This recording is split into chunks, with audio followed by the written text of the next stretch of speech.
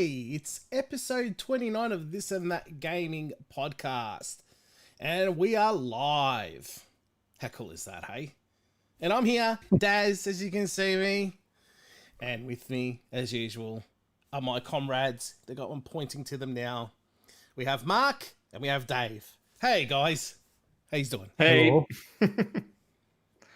How you going, Daz? I'm doing good. Doing good. Oh, good, man. Yeah.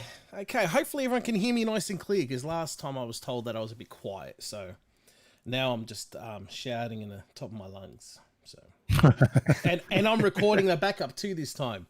Last time. Yeah. So lessons learnt from episode 1. That's it. From episode 27. 27. It's got to be 27 all the time, I reckon. Oh, jeez. Oh, dear. So what's everyone been doing? Hey, everyone been all right? Yeah, the usual, going through the motions. I was feeling a bit down this week, but today the weather was really nice outside. Went for a walk at lunch, and that sort of cheered me up a little bit. Okay. So I guess you got to take the little victories wherever you find them. Yeah. No, I would have seen you smiling too, because you had the mask on. I had the mask on. Yeah. And everyone else did, which was good. That's so good, yeah. Yeah, it was nice to see. There's less people out though than I thought there would be. Yeah. And maybe that's because people couldn't be bothered putting a mask on. I don't know, but When I can't see you smile. Jeez, that's bad. Oh, all right. So we're gonna rock and roll or what? We are. What have we been playing? Hey, Let's get into it. Let's get into it, eh? So let's rock. There we go.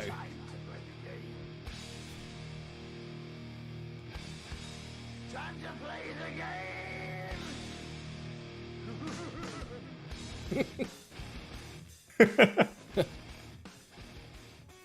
I like that guitar part. It's pretty cool. It is cool. Yeah. It's quite strange playing that when we're recording it live. You know what I mean? It's just Yeah. weird. It's like, well, what do? We just stare at the camera? Exactly. Everyone has a drink of water during that time. Exactly. Well, who wants to go first? Dave, why don't you go first? Yeah, I'll go first. What have you been playing? I've been tinkering more than playing, I think, in the last couple of weeks. So I've been playing a lot on the Vita, setting up some homebrew on there. I got a lot of the old ID software games, Doom, Wolfenstein, Return to Castle Wolfenstein, Quake, running on there, and they run pretty well actually. They basically, you go to the homebrew channel, gives you the base game, but then obviously you need your own files to complete it. But what I find with the Vita is the triggers, the analog sticks are very they're very light, so it is really hard to aim precisely. And I remember playing what was it? I can't remember if it was Killzone Mercenaries on there, and having a similar issue. But I think that's just part of my inexperience with handheld FPSs. So yeah, I played around a lot with the Vita, and the Vita is a beautiful little machine. It is. Really nice. Matthew Corley says another Metroid remake. I haven't tried that yet. It's good. It's really good. Yeah, I want to give that a crack. So tons of games on that. Actually, very surprising, because I think one of the big criticisms when the system was out was that there wasn't a lot of titles, and maybe in Australia we didn't get many, but worldwide there was huge amounts, especially in Japan. So, and quite a lot of indie releases from that were on PC at the similar time. Yeah, so a bit of that. Yeah, I think when the Vita came out, there was only 27 games. So there could have been, yeah. 27. 27.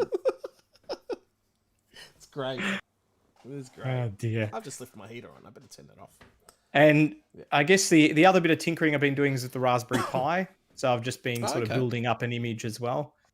And there's a lot more options, I think, now in terms of front ends and stuff. So even just theming stuff like Emulation Station to make it look a bit nicer. So that's been kind of fun. Game wise, I mentioned last episode that I bought a few games on Steam, so I gave a couple of them a crack. The first one was Cat Quest 2, which is a cute little action sort of hack and slash. It's very much like the first game, but it's got a few more elements now. So you can play co-op, so two of you can play at the same time. You can do remote play as well. And if you're only playing on your own, you can swap between the two characters. So you might build one of your characters up to be sort of more melee oriented, and then the other character to be maybe a ranged one. You can swap between them at any time. It's kind of cool. So you play a cat and a dog. And it's the usual thing, get quests, go around the map. It's really pretty to look at. And I like the overland map because it looks like a real map of like a continent. So yeah, look, bit of fun, not too stressful, well worth it. And the other game I played, which I really loved and I'd highly recommend, is a game called Synthetic Legion Rising. So it's a Steam game. I think it came up on one of my, you know, when you do the recommended list or whatever. So it's like a isometric shooter. It kind of gives me a little bit of vibes from, I think it was Neon Chrome that was kind of like that. Okay, I can't remember. That's not bad. It's like a twin. It's a twin stick sort of shooter. Yeah. But Neon Chrome wasn't as good as this. The mechanics here are a little bit clunky, but for some reason the game is just super addictive. I think it's from all the weapons you find during the game and how it sort of incorporates a little bit of stealth as well as, you know, full-on shooting. So I absolutely love it. There's about eight character classes to choose from, and it is very roguelike, so you will die a lot and you'll build up your character as you go along and level up. But the weapons are fun to shoot. You know, sort of cover mechanics are there. It's awesome. If you give it a go, I think you'll really like it. So check that one out. Aside from that, not much else really. A little bit of tinkering on the Amstrad, but that's it. Yeah. All right. It's sitting next to me here. You can't see it in the camera, but it's there. It's got an emoji sad face on it at the moment. It's a big laugh. Next episode, I think what I'll do is I'll put just a whole bunch of Amstrad cassettes around me. You should. And no top. No top on. And no top, yeah. No. Maybe the you know, the CPC logo and the color, the three colors, you know, red, green, blue. Yeah. I'll tattoo them on my chest. On your chest. Oh, jeez. Oh, dear. Alrighty. What about you, Mark? What have you been playing? Well, look, besides the usual suspects that I've crapped on about enough for the past like 2 months. What's that? I've watched Animal Crossing. Shout out to Maddie if he's still watching. No, I'm pretty sure he's playing it still. Probably. No, actually, I jumped on my Switch before. He actually wasn't playing it. He was playing something else. No, he was telling me today. He called me today because you don't understand how good it is. And I was like, I don't care. Yeah, he said Animal Crossing. Matthew says on the chat. He's actually got 2 Switches, Mark. So he's playing on the other one to get ahead of you, and then that way he can mock you. So, but I saw he was actually playing Mario, the Origami King. I haven't actually started it yet. I'm going to start it this weekend. Okay. So it's been literally top shelf material. But yeah, I saw Maddie playing that before. What have I been playing now besides those two? I actually gave Fantasy Star Online a go. And how was that? On PC. Oh, okay, so it's out. Oh, okay. Oh yeah. It came it's out. Been out for ages. Oh. Been out on Xbox for a couple of months. Came out on PC about a month or so ago. Oh, okay. They totally botched the launch for it though, the Windows Store version. But anyway, that aside, it's fun. It's really fun. If you like your action RPG type hack and slash games, it's good. But it's very, very overwhelming. There is a lot of stuff going on there, and like trying to work your way around the different things that you need to do, the different missions and stuff can be kind of tough to grasp. So I'm still trying to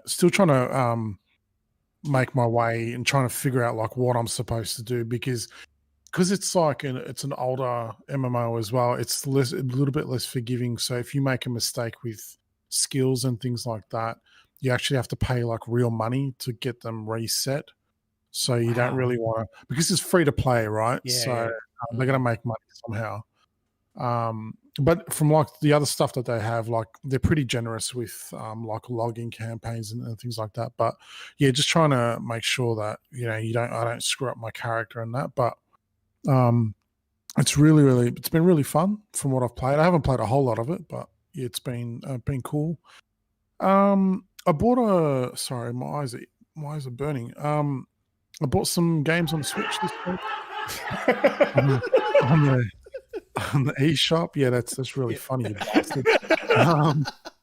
So I grabbed, what did I end up grabbing? I grabbed the Konami Oh, that's right. arcade collection. Yeah. That was okay. It was all right. I grabbed it's that. worth the $7, man. It's worth $7. Yeah, Pardon me, my eyes are like on fire. Yeah. Sorry, I'm not going to do it again. Sorry to interject with that. Man, I can't believe how good Typhoon is. I remember playing it on the C64. And the arcade version's great. Oh, dude, it's awesome. It's hard. It's hard as fuck. Second level gets stupid, but...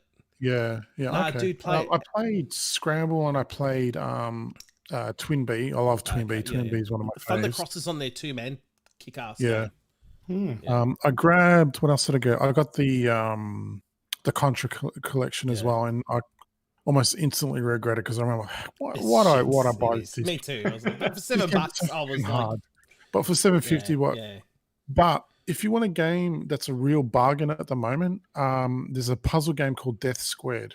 Oh, okay. I know Death Squared. It's like $1.50 or something at the moment. Really? Down from $20. It's expensive, yeah. Yeah. Give that a go. It's fun. It's better if you play it with another person because you have to kind of cooperate. You got to control like multiple bots to solve the puzzles. But for $1.50, honestly, it's awesome. And it would be good to give to your kids to play as well because it teaches them problem solving and they have to cooperate together. Is it like Devil Dice on the PlayStation? Did you ever play that? Because that's what it reminds me of. Yeah, it's not really. It does remind me of that as well, though. But it's really good, honestly. For $1.50, you can't go wrong. So yeah, I played that a little bit, and like even on the easy levels, it was surprisingly difficult. But that's been pretty much it. So yes, it's been good to play something different, and then I'll fire up Paper Mario this weekend. Might even get my ass into gear and stream it a little bit as well. Apparently, there's a bug with it that was stopping some people from finishing the game, but I've no idea if they've patched it yet.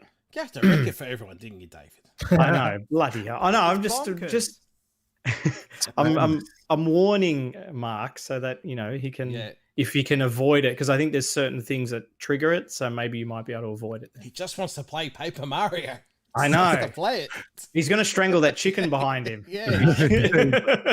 I reckon. Then I'm going to watch my clothes on the street. Yeah. Corley's going crazy on the chat. Is he? Yeah. I can't see the chat, so you'll have to read it out. Love. No patch you yet. English, has he forgotten how to speak? Oh shit! He's become a caveman. That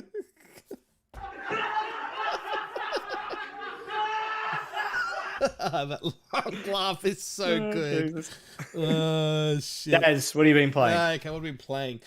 Like Mark and Matthew as well, I bought those Konami packs. I didn't mind it for $7, whatever it was. The Contra one, as Mark said, it's like, why the hell did I buy this? Because I just don't like the game. I don't like the series. It's just too hard. If anything, the first one I can do okay. I can get up to the third level, funny enough. Yep. On one credit. After that, no chance. I'm shit at it. But I think the game's good. It's just too hard. But so I left that. But I bought... I don't think I mentioned it. I bought Dreams. Oh yeah, that's right. You did mention it, yeah. I played it once. Shelf life now. Did you work out what you were doing? It's still in the wrapper. It's just I don't know what to do. It's just I don't know. It's just boring. I mean, I like what the premise of it is, but I don't have time to muck around with that shit. $40 for nothing. I'll admit it. It's $40 shelf filler. And like you, Dave and Corley as well, I've been playing around with the Vita, got that hacked all up, and got my Pi 4 set up as well. So that's done. Nice. It's set up beautifully.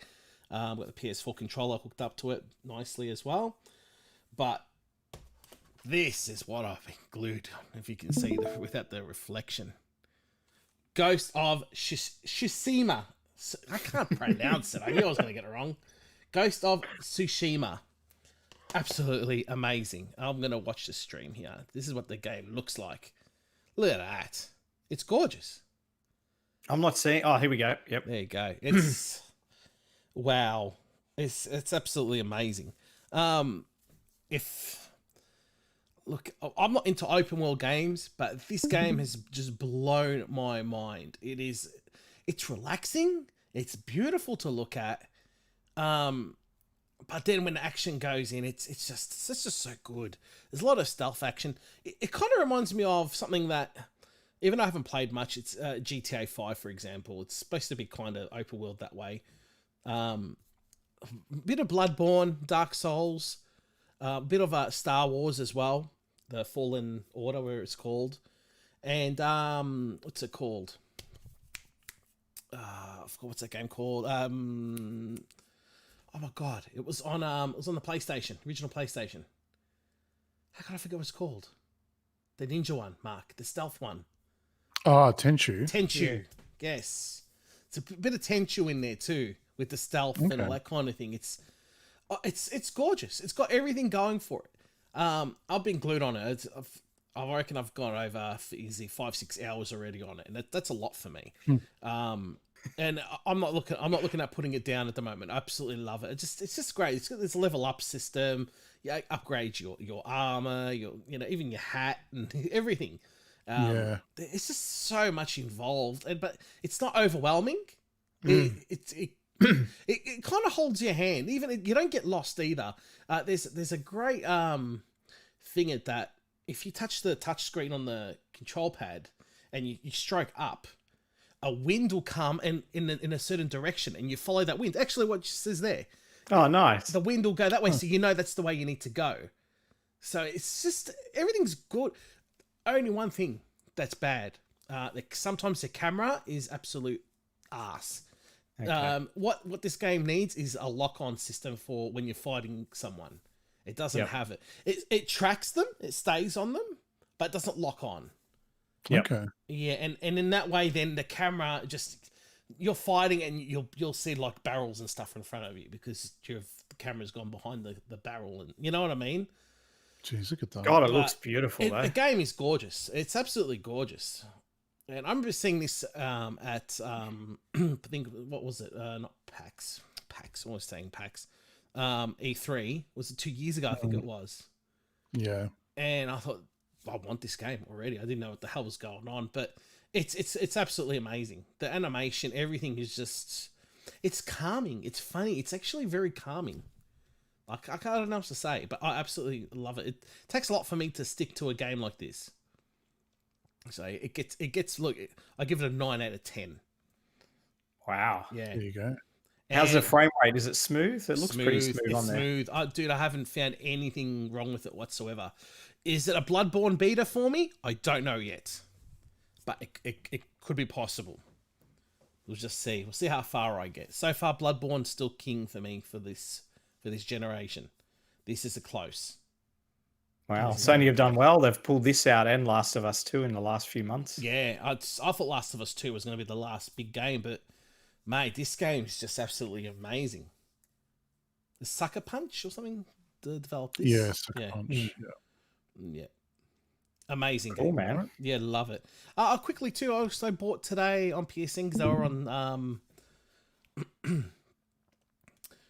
oh geez, it said close stream. I thought the whole thing was going to stop. Shit myself for a second.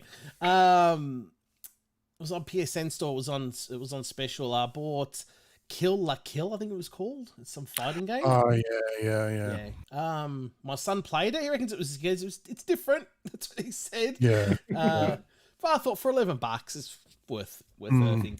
But one game I was always keen on, and I thought I'd grab it. It was only like $23. It was heavily discounted with PSN Gold, whatever.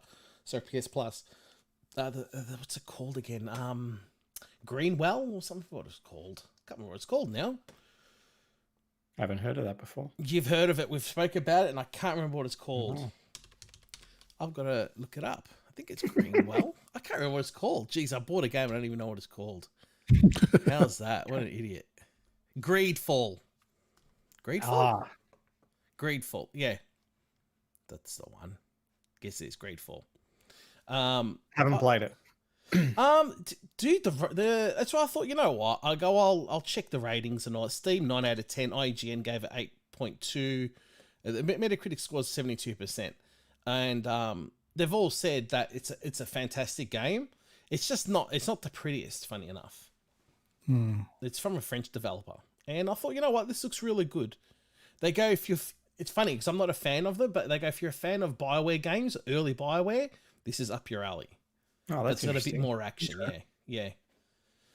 So I think Matt Corley will enjoy it, if anything. But I thought I'd give it a crack. So I'll probably play this after Ghost of Shizumi. I'll just call it that. Sushi.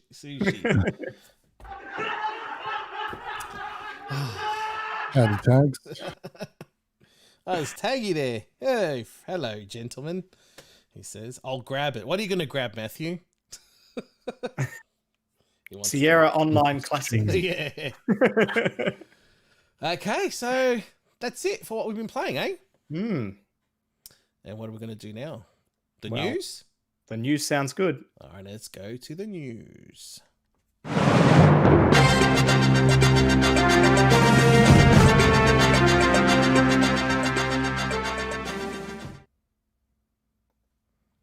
And we're back. I did not hear anything then. No, Hopefully the news was going. No. We're all good. Alrighty. Well, let's get into it. I guess the big news of the last couple of weeks, which just happened earlier this morning, yesterday, was the Xbox Game Showcase. Yep. So Microsoft, there was a lot of discussion leading up to this about what they might and might not reveal.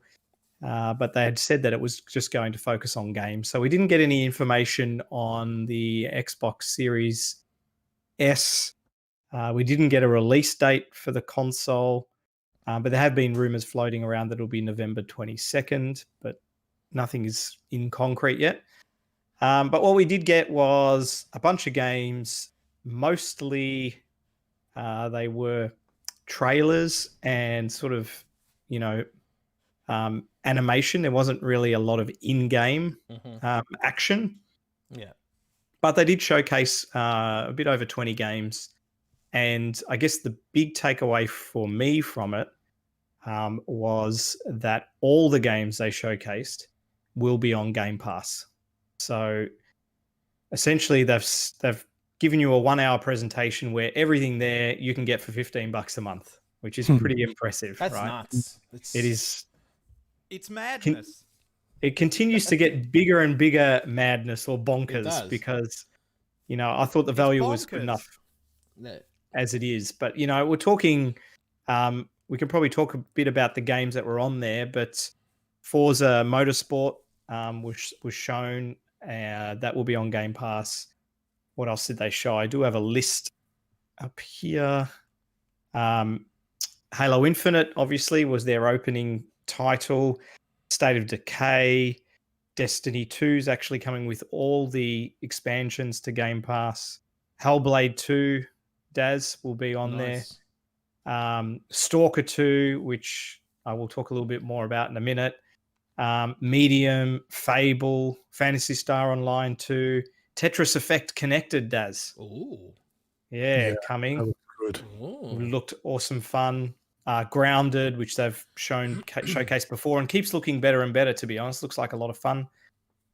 So all these games will be on Game Pass. It's just phenomenal value. I think if you're a gamer, I don't care if you're a diehard PlayStation fan, get yourself the cheapest Xbox and get a Game Pass, or get yourself a PC and get a Game Pass, because you can just get so many titles for next to nothing. So that was probably the biggest selling point of what they had. Did anyone watch the showcase, and did they see the Halo Infinite part, and what did they think? Mark, I think you did. Yeah, I did. I thought it looked great. It looked closer to, say, something like Halo 1, Yeah, I was 2, going to say and that. 3. I was going to say that. It reminded me of Halo 1. Yeah. Yeah, just obviously much higher fidelity and the works. No, I thought it looked great. It looked really, really good. I haven't played Halo since probably 3, or maybe have dabbled a little bit in 4. But I'd be keen to check this one out.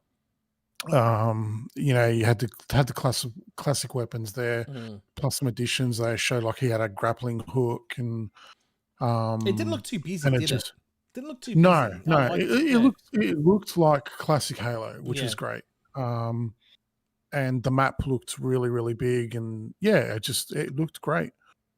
Super impressive, and it was good because I think it was the same. The start of it was the same kind of demo that they showed when they first when they first unveiled the Xbox Series X, and they had that. Was it E3 last year? I think it was, when they first showed off Halo Infinite, and you could just see how far it's come, like in terms of visuals and stuff. So it looked great, really, really, really good. So I'm definitely keen on that. And yeah, there was. I thought they had a really good showing.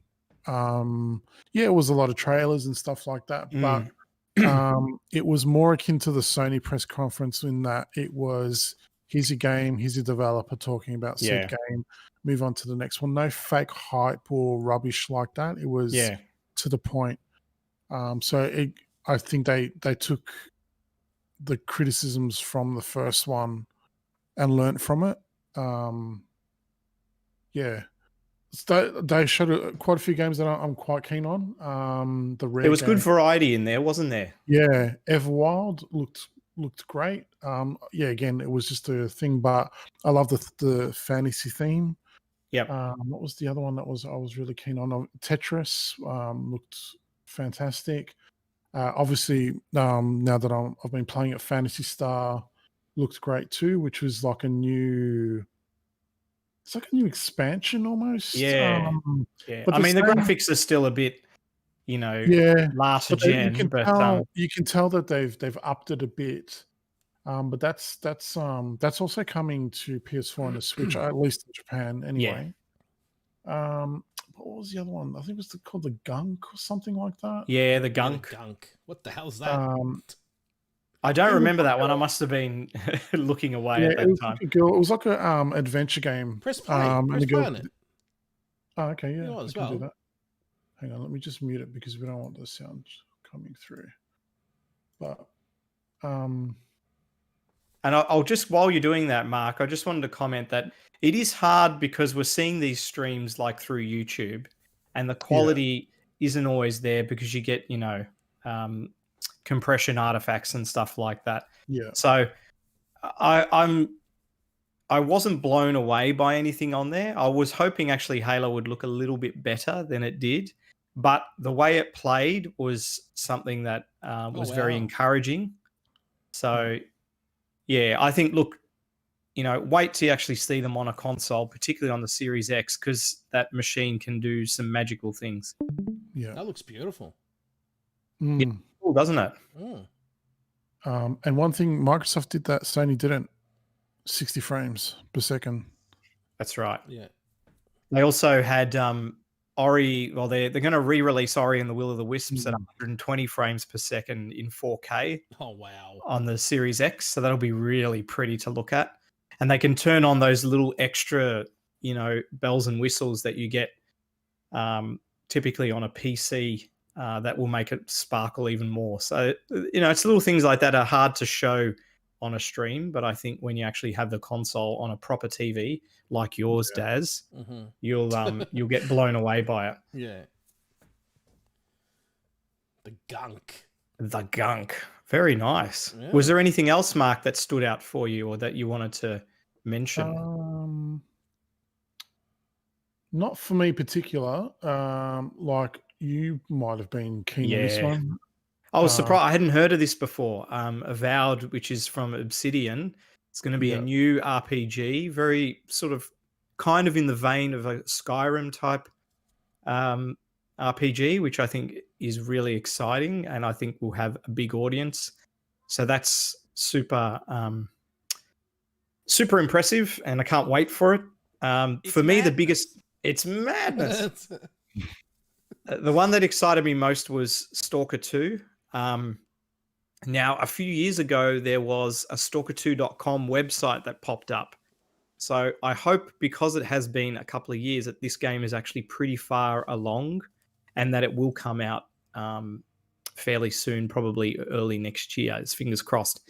They didn't really show or tell a lot about when these games were coming. So that was another downer. But I'm really hopeful for Stalker 2. It actually said on the Stalker 2 video that it wasn't coming to the Xbox One. It was only the Series X and PC. So that does look like a definite next-gen only title at this point.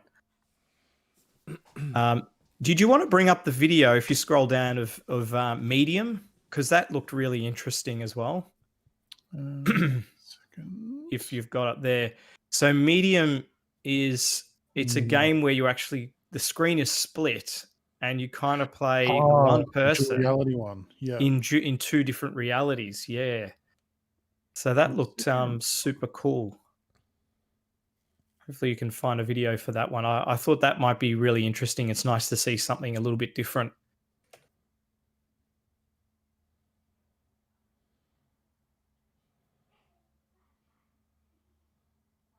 And we got a Fable announcement finally as well. Yes, we did.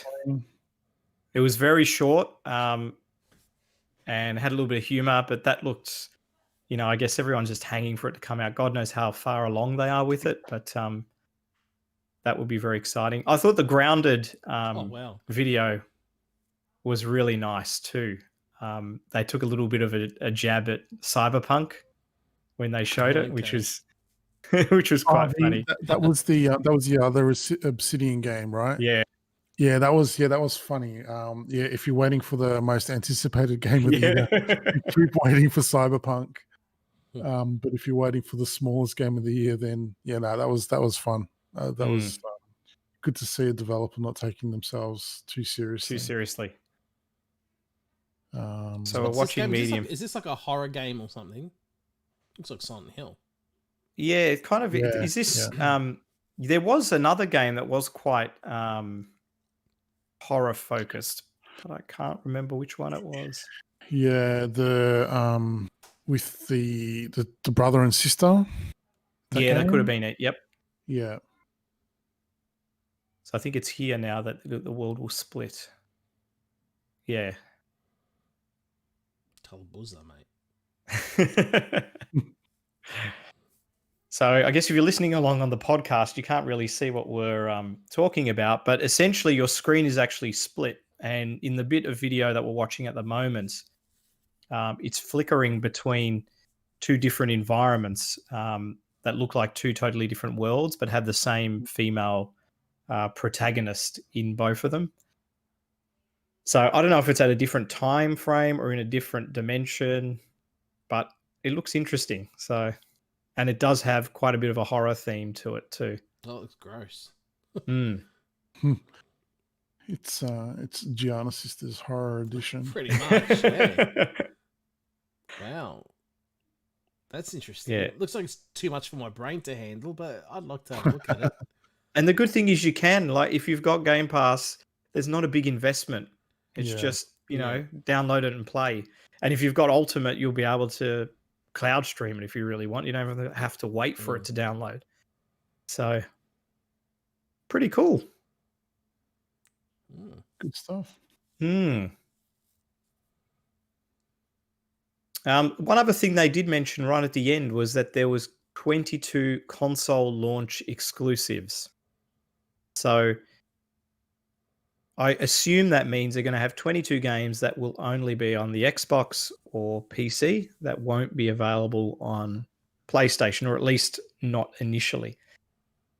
So there is some value there, but I think the question still for a lot of people is, well, if I've got a good PC, probably don't really need to buy an Xbox. I can just get Game Pass and use my PC. And Microsoft probably doesn't really care, to be honest. Yeah, exactly, because they're going to make more off the Game Pass subscriptions than they will off the consoles anyway. Yeah. They're just like, well, you know, that's cool. Best of both worlds for us. Definitely. We'll move on. When you drink cold coffee, I just realised. What's your cup there, Daz? I can't see it. It's that one. Okay, perfect. Oh, okay, perfect. Hey, Taggy. It's for us, see? Our Tagster says, big news, Bubble Bubble is in Sydney still. Okay. There's a story behind that. I don't know if you guys know about that. He ordered the Bubble Bubble new and old, or that new one that came out. He got that from, I think, Strictly Limited Games. He ordered that November last year, I think. Did he order like the super duper collector's edition? Yeah, and I never sent it out to him. and I lost you guys. He's been hassling him for the last few weeks, and they finally sent it out. Oh wow! Hello, Sean. Oh well, hopefully he gets it soon, and he can talk about it on Arcade Perfect. I'm sure. So we'll move on with the news. He ordered in October. Wow, sorry. October. Jeez. Whoa. Nearly a year. So a new game that they had a very short, it wasn't a very long trailer for, was a game called Bomb Rush Cyber Funk. And it looks very much like Jet Set Radio. Who wanted to chat a little bit about this one? Daz, have you seen the clip? What did you think of it? It was too short. I wish it was longer. Yeah. It looks like, I wonder, is Sega behind this at all? It's just... No, do not. No, then how the hell could they do a game that looks like that? It's just... So these guys have made, it's from a developer called Team Reptile. These guys have made a game called Lethal League, I believe. Oh, yes, I've heard of that. Yeah. PC. There's a video of it there. Yeah. That game looks like crap too. Nah, Lethal League is fun. Oh, is it really? It's fun. Yeah, okay. It's fun. Right. It's a good multiplayer game, actually. But yeah, so they're behind this. Out of the blue, I guess they said, you know what, we're sick of waiting for Sega to make a Jet Set Radio sequel, so we're just going to do our own thing instead. And like, if you looked at it and you didn't know that it wasn't Jet Set Radio, you would think for sure that it was one of the games in the series. It looks great. It looks just like Jet Set Radio. And they also have Hideki Naganuma, which was who was the original composer from Jet Set Radio as well. That's so cool. He's doing the soundtrack. Sean Tag says that Sega are not behind it. I think they are hoping Sega will get on board with it. Who knows? Yeah. Sega are normally good that way. Yeah. And that's slated for release next year on PC. 2021. Not this year. It's unlucky. They said it's unlucky. Not coming out this year, so you can't blame them for that. Fair enough. So we've got a bit more. There is a lot of Xbox news this fortnight. Seagate, who are doing the external memory cards or expansion drives for the Series X, have put up a page where they talk a bit about the card and what it can do. They don't have a price though, which is what we really want to know. So it's not very big. It plugs into the back. Apparently it's as fast as the internal SSD. So you'll be able to put games that, need to take full advantage of the storage speed onto that external drive, and you won't have any performance hit or anything like that. So that's really cool. 1 terabyte in size, which we already knew, but we don't know the price. My guess is it's not going to be cheap. A 1 terabyte SSD costs around $200 Australian at the moment, a little bit less. I would say this would be up around 250 probably when it That's what I comes out. reckon. Yeah. So anyway, looks pretty cool. It's good that they're getting storage that is as fast as the internal storage, so that way you can actually make use of it for any type of Xbox game. Mm-hmm. And then if you do have a slower drive, and we've talked about that before, you'll be able to plug it into the USB port, and you could put old Xbox One /360 games on that drive instead. Cool bananas. Moving on, another announcement that Xbox made is that xCloud, which is their cloud gaming streaming service, will be coming in September, and it will be free if you have Game Pass Ultimate, which just makes Google Stadia look even more terrible. So, yep. They deserve that. Yeah. So Google Pass Ultimate is about $15 a month, and already gives you access to games on both Xbox and PC. And now you'll be able to stream via xCloud if you've got appropriate internet bandwidth. I think it's really good. It's a great way to introduce the service. And also, there's times when I want to try a game, but it might be 80 gig in size, and I can't really be bothered to wait for it to download. I could just give it a crack on xCloud, and if I really like it, I'll download it and then play it, offline, so to speak. So, really cool. I think that's going to spell the end of Google Stadia, basically, when it comes out.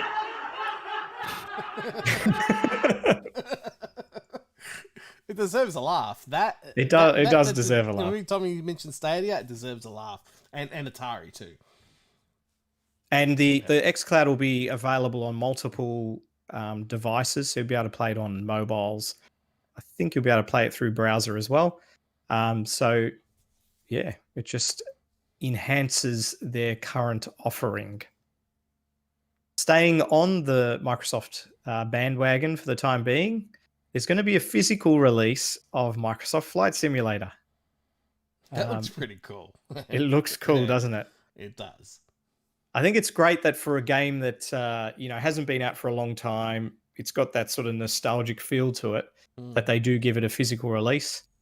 It comes on a whopping 10 double-sided DVDs or double-layered DVDs. And it has a nice thick manual as well. So you get a beautiful flip case, the manual, and the discs. I think it's going to be about $70 US. And there's a deluxe edition as well. Now, I'm not sure what content it will actually have, because the whole point of Flight Simulator is that there's the base amount that you download, but then as you're flying around, you've got the option of streaming like 2 terabytes worth of imagery that they have from around the world to further enhance the game.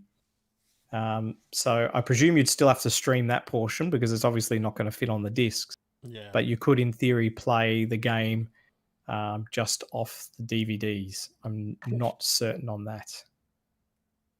Is there anything, Mark, you wanted to add to this, or Daz? No. The only thing is this is coming to Game Pass as well. Yes, that's right. Cool. I've always wanted to try the Flight Simulator game, so I'll be able to give this a go and not have to worry about wasting my money. So, and I think is it August that it comes out? Yeah, August. It's not too far away, actually. I think it's early August too. I know that much. A couple of weeks, I believe. Yep. So yeah, really nice. So they've got a lot of offering coming up on Game Pass. And to wrap up the Xbox news, it was, well, I don't know if it's been officially discontinued, but a lot of retailers now are not receiving any more shipments of the Xbox One X.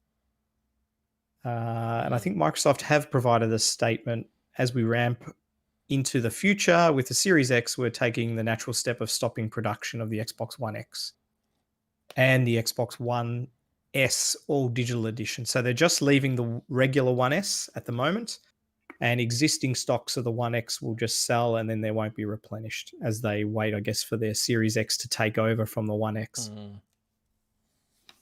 Any thoughts on this, Daz? Is your One X going to be worth $1 million now because they're not Who making it knows? anymore? Yeah, maybe. 'Cause I've owned it. Maybe we should all three of us sign it.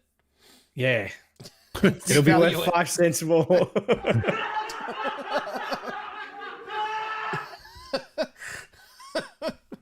Oh Jesus. No, I don't know. I mean, I guess it's part of the what's the word? Evolution. Yeah, It is what it is. Yeah, look, I don't regret spending the money. Because the games do look really nice, and it's how the Xbox should have been from day one. Is how that Xbox is. yeah. It came a little too late. I don't know. It would have been a bit more expensive, but you know what? If they just released the One X straight away, I think it would have had a good chance to go against the PS4. But Yeah, sadly, They the screwed tech up. would have been too costly. yeah, I think back then. screwed up. Yeah, they screwed up. Yeah, that's Yeah. it for me. Cool bananas. This is a little bit of interesting news. So we had Medieval. Was it the remake that came out on PS4 probably a month or two ago now? And I think, Daz, did you try it out? And it wasn't that great from memory. Was it you that tried it? Yeah, I did. Oh, Mark did. Oh, you Yeah. tried this? I didn't enjoy it, but a lot of people did. I struggled with the camera. For me, that was the main thing. Yep. Um, Yeah, so they had that game come out, and what people have been able to find with their normal, I think they do, like Sony offer people, I don't know if they offer them money, but they encourage people to try to, I guess, hack into the system so then they can find the vulnerabilities and fix them and patch PS4. And I think as part of that, they located an emulator, a PS1 emulator that was, I think, running this game. So they've actually been able to run some other games with it. Silent Hill was one of them. You get the original game with it. Oh, okay. And Okay, that makes sense. Ran the original game, yeah. Okay, so they were able to, I think, run Silent Hill Mhm. with a few glitches, and they tried a couple other games, but they didn't really make it past the title screen. So it doesn't look at this stage like the emulator is of big use, but who knows? People can work wonders. Mm. Obviously, Sony will patch the machine, so if you do have later firmware, you won't be able to make use of it anyway until someone finds a vulnerability in that firmware. It just shows that they could have just released, made the PS4, PS1 compatible. Yeah. And actually, that's one thing I think most Sony fans always complain about is that the lack of backward compatibility. And Yeah. sure, you can just hang on to the other consoles, but it is nice to just have one place where you Yeah. can play everything. yeah. And I think aside from maybe the PS3, which might be a little bit tricky to emulate, the 1 and 2 surely by this stage wouldn't be difficult to have running properly on a PS4 for 90% of the games. Mm. I mean, you can run PS1 games on a Raspberry Pi for crying out loud, and they run pretty perfectly. All right, staying with Sony and staying with emulation. There was a patent that came out, that someone on Twitter found that basically had a diagram showing PlayStation 1, 2, and 3 emulation via cloud streaming. So presumably this is to, I guess, allow their current cloud streaming service, PlayStation Now, which we don't have in Australia, have the option of playing games from multiple different PlayStation series. The diagram there doesn't look super exciting, but you can sort of make out a PS3 and a PS2 and some arrows pointing to some boxes. So it does hint that they're probably going to be offering a lot more titles from their earlier generation consoles on PlayStation Now. It would be great if we could actually get the service in Australia. Has anyone heard of a date or news around when it might come to Australia? No. It's been in the States for so long. Yeah. It just seems crazy, but I guess they'd probably just looked at the bigger markets and thought we'd release it there. Yeah. So sometimes with these services, right, they don't emulate. They actually do run them on sort of almost legitimate hardware, and they'll just have banks of these machines that then will stream the game. But it could be in this case that they actually are emulating them on like a virtual machine. It's hard to know at this point. But it would really be exciting if they could get their shit together and have a nice service to compete against Microsoft's xCloud. And I know many Sony fans would lap up the ability to play old titles just there and then on their PlayStation 4 or PlayStation 5. I just hope they get it working before 2000 27. Yes. Actually, 2027 would be when the next consoles come out, right? If we have a 7-year cycle. Maybe they'll get it by the PS6.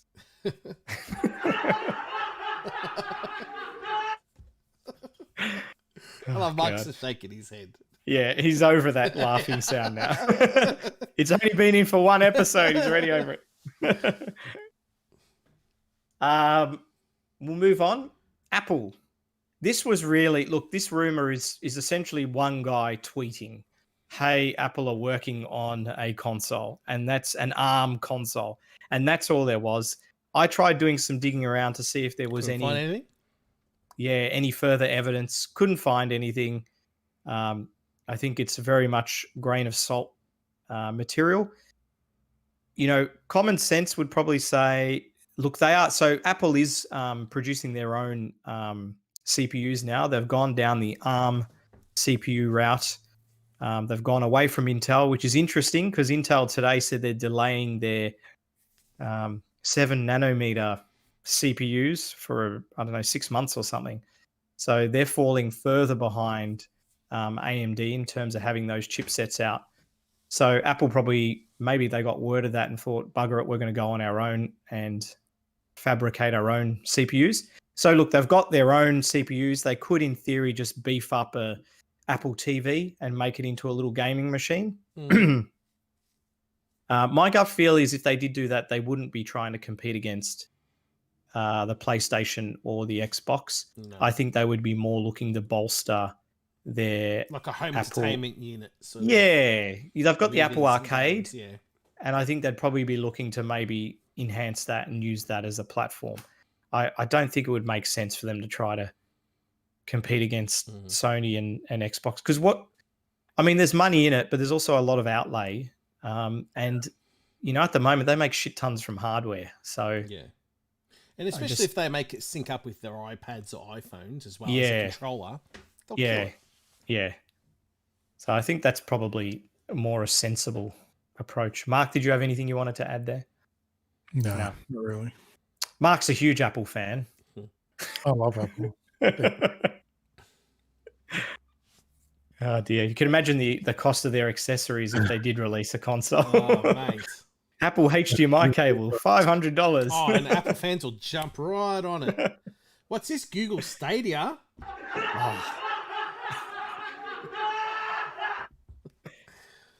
We're gonna have to delete that laugh track after this. Yeah. But it is appropriate for Google Stadia. Yeah. They did a little bit of a mini showcase. Mark, did you want to talk quickly about this and your thoughts? I didn't watch it. Okay.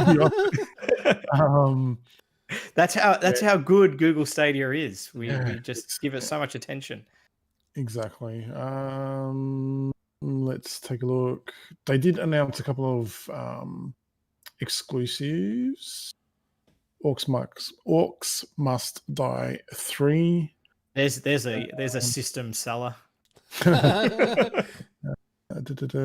Outcasters. I don't know what that is. It's actually, I think it's the picture up above from what you're showing at the moment. Yeah. I think that might be it. Didn't really impress me a hell of a lot. What the hell is that shit? Yeah, it's an Apple Arcade game there. Oh, really? Well, that's what it looks like. It doesn't look any better. Yeah. Yeah. Like I said, it's not over worth our time. Finally, Google announced that the following games will be coming to its server soon. Super Bomberman R Online. Wow, that's what, First 4 years Stadia. too late? Yeah. Dead by Daylight. PUBG. Wow. Oh, We're getting PUBG. Who's going to play that when it's such a Twitch-based game? But anyway, Yeah. Hitman 2, Hitman 3, Serious Sam 4. That was, I think that was the other one. That was, I can't remember if we talked about this on last episode or not. We may have actually. Yeah. That's Stadia. PC only at launch. NBA 2K1, Outriders. Can you imagine just with NBA 2K1 how much it's going to cost on Stadia? I I know, know. right? One hand clapping. Fantastic. WWE 2K Battlegrounds, which looks like trash. PGA Tour 1. Sekiro. That would be tough to play on that as well. It would be. Hello Yeah. Neighbor and Hello Neighbor Hide and Seek. Wow. So yeah, riveting stuff. Riveting. I'm surprised I haven't buried it yet, but that's probably the amount of titles you'll get on Game Pass in a couple of months. Yeah. That's appropriate. Isn't it? Yeah. Yeah, it's better. Yeah, we've talked about Stadia before. They could have done a lot more, just made their pricing more competitive, come up with, Epic was able to buy a crap ton of games. Google have got a ton of money. They could have just made their offering really nice from the outset and got people on board, but they didn't, and now it's a lump of turd. Moving from a lump of turd to something which is really cool, although quite expensive. We know that Lego and Nintendo have been partnering to bring to life little play sets, and now they've got a bigger play set. It's actually an entire NES made out of Lego, as well as a retro TV complete with aerial and the AV ports at the back. That is made out of Lego as well. It's going to retail for $350. Now that's $350 Australian. So I've no idea if you're overseas what the price is, but hopefully it'll be cheaper than that. Looks grouse the back. Looks really The good. TV is exactly how you remember a TV from the 80s or 90s. Yeah. It's even got the little sticker and everything. And then the TV's actually got a little crank on the side that you can turn, and it will scroll through a little scenario from Super Mario Brothers. And Mario will move along and jump over pipes and little blocks. And I believe if you have the Mario figurine that has a little LCD screen on his stomach and you pop him on top of the TV, he will respond as you turn the crank. So there's the picture there, which you can't see, obviously, if you're just listening in, but you can put your little Mario on top. And as Mario scrolls along the screen and hits like a coin box, Mario will make the sound effect for you as well, which is really cool. That's cool. Yeah. It's an awesome little thing. I'm sure it's going to sell like hotcakes, even though it's very expensive, because it is a little collector's piece. And it'll be fun to put together. About 2,500 pieces. And coming in August, so very soon. Even a dial, it's got dials. That is so cool. I was even surprised. My wife was like, "You're gonna get it?" I go, "I can't spend that much." She said, "But it's cool." My own wife wants me to get it. I know. What the hell? I mean, you can That's insane. open this tray. You can open the slot on the NES and put a cartridge in as well. I mean, it's really well done. It is. It is. I've got a controller that's size. Looks like it's a decent size. Yeah. The controller is made out of Lego as well, which is cool. So I just thought that's great. I mean, those will become collector pieces, I reckon, going down the road. Yeah. Very nice. Good on you, Nintendo and Lego. No Man's Sky. We're always talking about No Man's Sky, probably because I like it a lot. But I think the other reason is that they keep offering more updates for free. The new one is called the Desolation update, and it adds derelict freighters, which are full of sort of nasties and creatures. They're procedurally generated. There's little quests you can do in them. And the cool thing is, obviously, it's free. It makes it feel a lot more sci-fi horror-esque. Looks like Dead Space. Yeah, it's kind of a little bit Dead Space, a little bit Alien Isolation. They did have some weird alien oddities already, but this kind of takes it to a new level. Now you think, oh yeah, that's cool. They're offering that little bit of content, but this is just part of the patch notes. If you click that full patch notes there, Mark, you'll see that they are. I don't even know why they're putting in so much effort, to be honest. But you can scroll down. It goes for a long time with all the new features. Obviously, they talk about the core desolation update, but they have done tons of features. They've improved the lighting in the game. They've made some quality of life improvements. Keep going down, Mark. You'll see tons of other additions. So this is all talking about they're procedurally generated. You've got things you can come out of. You can now put teleporters on your freighters, so you can teleport from your freighter down to planet. But yeah, just the fact that they keep offering so much content, I think, is pretty amazing. You can customize. Free? Is it free? It's free. Yeah. Wow. None of this has been paid ever since you buy the base game. Quite impressive. So there's a freighter teleporter, improved combat mechanics. So they've brought that obviously in line because of the desolation update. There's some guidance now. You can find these anomalies when you're harvesting out in space. There's player titles that you can put on your characters now. There's new missions in the Nexus. So, it's essentially like an MMO. And there's a bit more of a list of other things they've improved. So, look, Bloody hell. yeah, I'm sure if you are a No Man's Sky fan, you would just be happy that there's more stuff. And if you aren't and you want to give it a try, you can probably find the game for probably $30 now. And there is a truckload of content. That was pretty cool. But this next story is super cool. The super hunky Henry Cavill. I can't believe you put this in our show notes. I had to. I was saying to my wife that, this is why there is no God, because they make a person like this that is successful, actor, good looking, rich, and he also builds PCs. So Henry Cavill released a video of him building his gaming machine, where he went through and installed all the various bits. He's got RGB lighting, and he got liquid cooling on his CPU and his GPU, and he's put the liquid cooling on backwards. So when it turned on or upside down, the temperature dials were all upside down. So you had to take them off and stick them back on again the right way. But I love that he's a bit of a nerd. He loves playing video games. That's why he got sort of involved in The Witcher. And I thought it was a nice little story, especially in these COVID times to see. So who knows what he'll do next, Daz? Maybe he'll do a speed run of Bloodborne.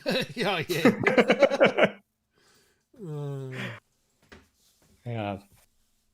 And we've got a couple of stories relating to anime and movies in general. Daz, do you want to talk about this first one?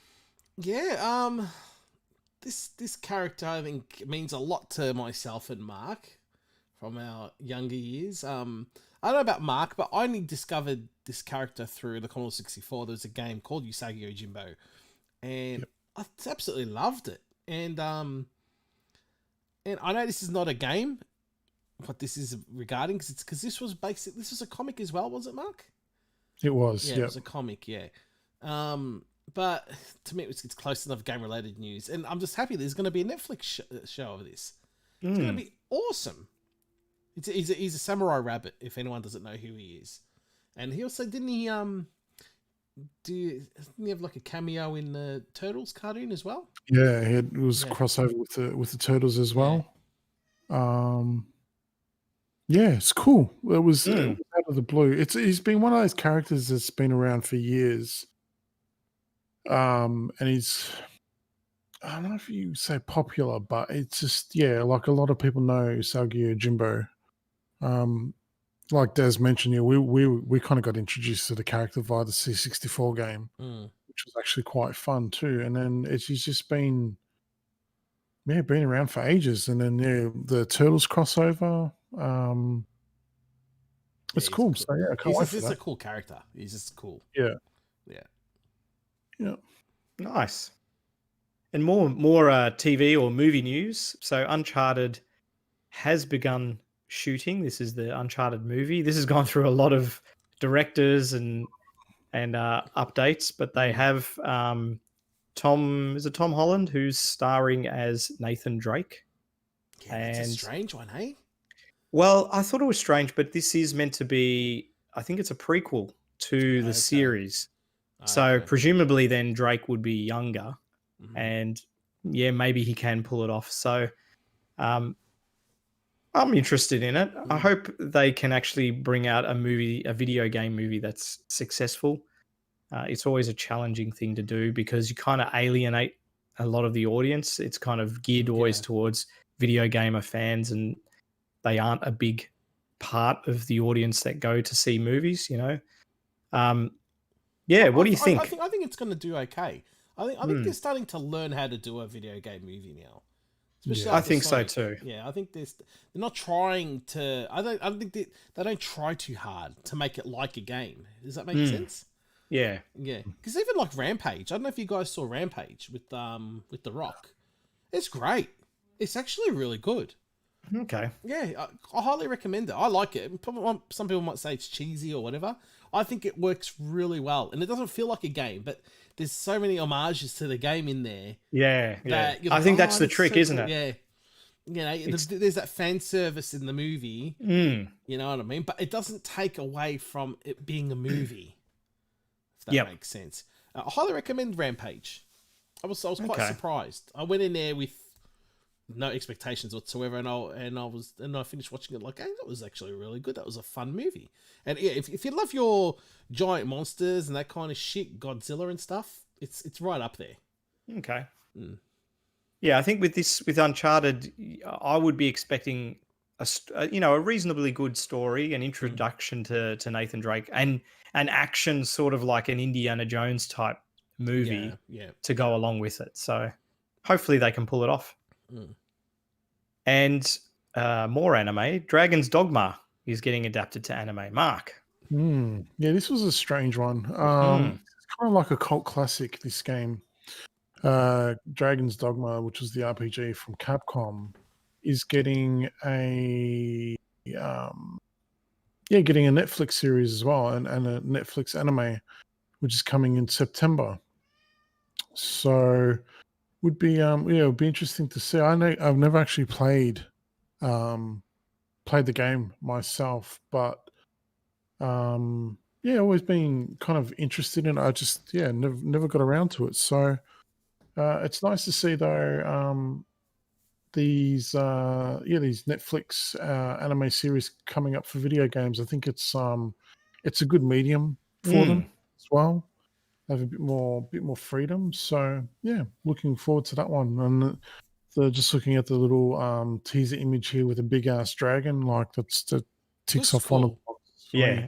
It looks like the same animators as Castlevania. Yeah, it could be. Yeah, it could be.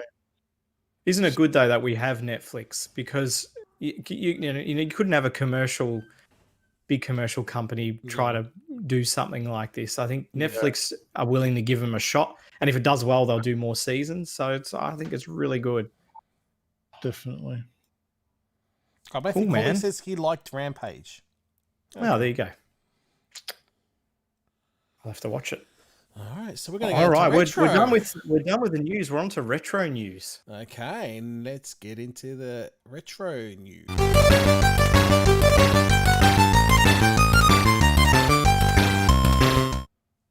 Okay. Bonzerific. So we're back into the retro now.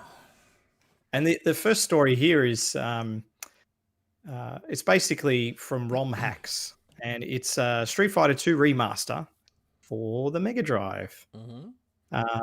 Now, these guys have been working on it, I think, since 2016. And basically, they've tried to make it a bit more of a faithful reproduction of the arcade version of Street Fighter 2.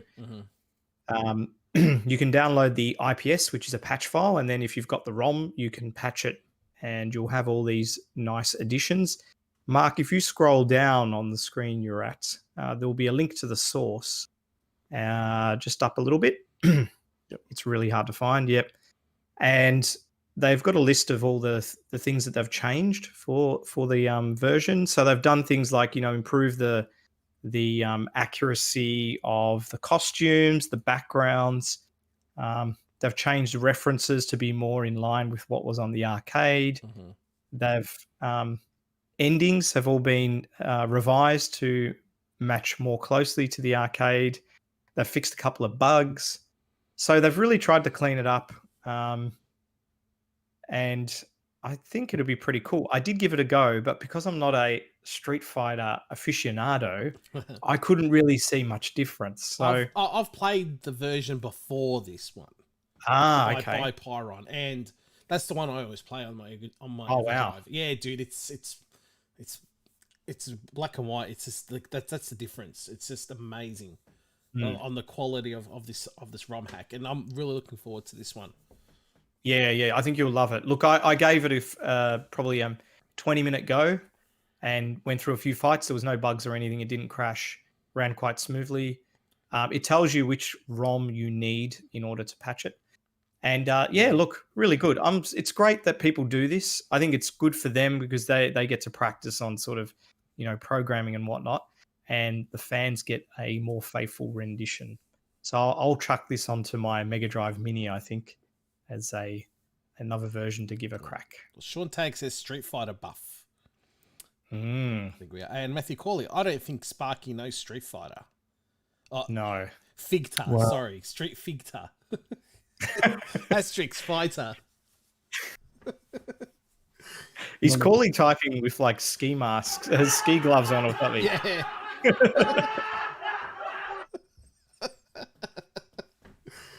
If you're going to take pot shots, Matthew, make sure you get your spelling right. Street Figta. So, yes. Awesome. We'll have the link to that in the show notes, so you can definitely give it a try. Of course you have. And another sort of ode to games of past is a game called Yarn Town. It's a Zelda-like tribute to Bloodborne. This is available free on itch.io. And I actually gave this a crack earlier today. And it does have a little bit of a Bloodborne feel to it. So the locations feel like I never got very far in Bloodborne. I only killed the first 2 bosses. But the locations feel like those areas. And the enemies do move around in patterns that you need to learn and dodge and roll out of the way. Will it hold your interest for a long period of time? Probably not. But it might give you a fun half an hour or an hour. I think the music needs a little bit more work to drag you in. And the other thing is, at the moment, it only supports keyboard. I couldn't get a joystick working with it.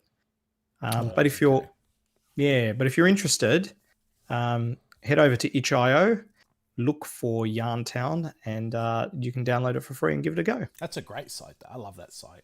It is excellent. A lot of good stuff on there. Very good stuff for C64. Heaps, yeah. A lot of the retro systems, and you can donate to the people, so you can give them a couple of bucks, which I think is a great way to show your appreciation. But even there's a lot of good indie games on the PC. Yes, there that is. Are full, like, very retro inspired games that games you probably pay $10-12 for on Steam when they're pretty much the same on this. So I think it's a great site. Highly recommend. It's fantastic. And you can sign up and keep your collection and library there, so you can actually, it's really good. They've done a great job with it. And rounding out the retro news, Mr. Alan Sugar, he wants to create an Amstrad museum. Yeah. Do we have any pictures of that museum? Do you have any pictures of that museum, Mark? Hang on 1 second. Just give me a I did. I actually, I heard this news and I had to just message Mark at 4 a.m. in the morning because I knew he'd be so excited. Yeah. Say go, Dave. So yeah. So look, he wants to make a museum. He's going, it's not something I want to make money off.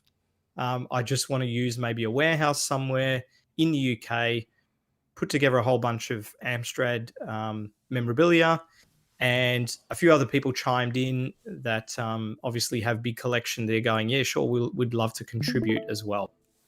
So Is this the museum, Mark? Yeah. An artist rendition of the completed museum. So for our listeners out there, it's a picture of a garbage dump. It's a tip. It's a tip. It's a tip. Uh, I think this is really good, and like yeah, it is. you need more of this sort of stuff Yeah. to preserve history. Yeah, it's quite funny. Yeah.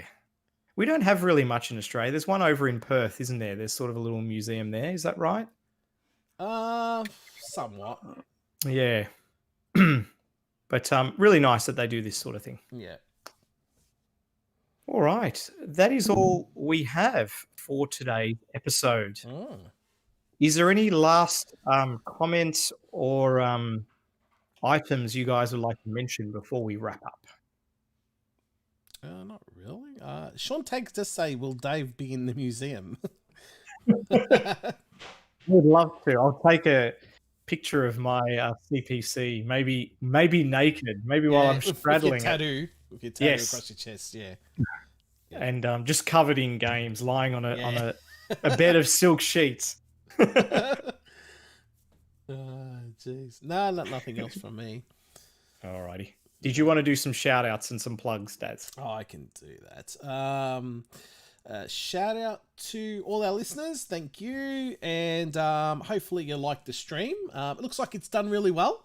Thanks for watching after. I mean, obviously, I think there's a lot of time difference for everyone to watch at once. And, yep, also a big shout out to the Pixel Bros podcast, our fellow Aussie podcasters. They cover like what we do. So yeah, you've got Boosty there, and Larry. So go give them a like, man. Give them some support as well. We like to help out our fellow podcasters. So yeah, big shout out to Pixel Bros. Shout out to our friends at Retro Domination, obviously. So all the boys. Hopefully we might be doing a Isolation Domination next weekend. So that should be fun. Fingers crossed that goes ahead. And shout out to Sean Tag as well, my co-host. Hey, Sean. Hey, Sean. Yeah, I think he's joined in on actual on the stream as well. So yeah. Who else do we shout out? Yeah, just shout out to everyone that listens in. We appreciate it, and we've signed on to Podbean for another year, so you're not getting rid of us anytime soon. So yeah, Awesome. Yeah. Oh, Mark, also, any closing comments? I said, and shout out to you've got to listen to my podcast as well. Okay, Perfect Podcast. That's it. Beautiful. What are you doing next? What game are you doing next, Daz? Corley's joining us. We'll be doing Alien Syndrome. I've actually been wanting to do this for a while.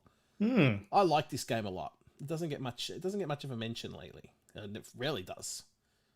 I really like it. I love the C64 version, of course. Cool. So yeah. Our last one was Spy Hunter. Sorry, what's that? But you're biased and you hate the Spectrum. Oh, mate, the unjustful hate. I think it was. Yeah.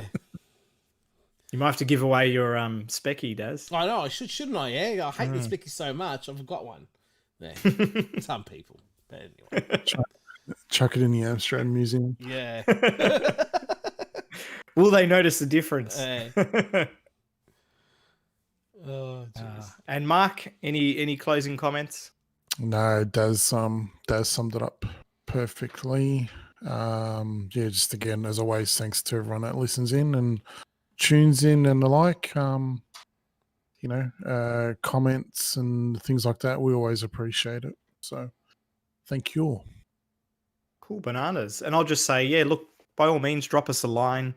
If you've got any questions you want us to discuss or answer in the next episode, feel free to post and we will get around to them. And with that, let us say goodbye. we are going. Ta-ta, everyone. We will Ta-ta. see you for Milestone episode 30. 27.